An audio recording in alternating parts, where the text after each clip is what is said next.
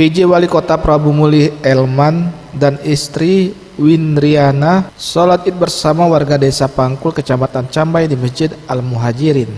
Dalam sambutannya, PJ Wali Kota Prabu Muli mengajak mentauladani Nabi Ibrahim dan Nabi Ismail alaihissalam karena pengorbanannya hingga adanya hari raya kurban atau Idul Adha. PJ Wali Kota Prabu Muli bersama Forkopimda dan Kepala UPD tidak hanya melaksanakan sholat id saja, tetapi juga telah menyerahkan 1 ekor sapi dikurbankan buat masyarakat.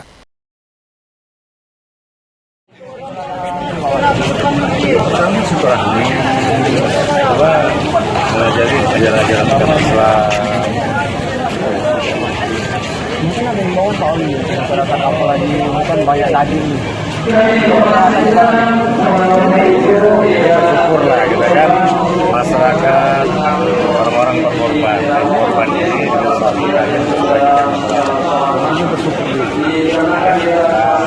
Kita sudah dimasak.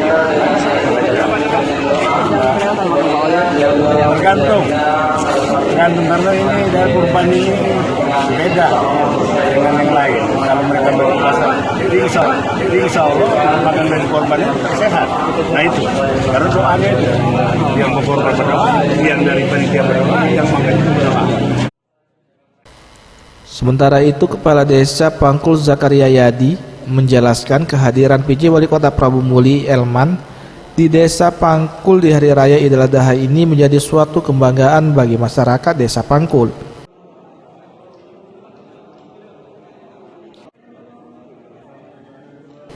Bantuan 1 ekor sapi ini nantinya akan kita bagikan kepada masyarakat dan semoga semuanya bisa menikmati daging kurbannya.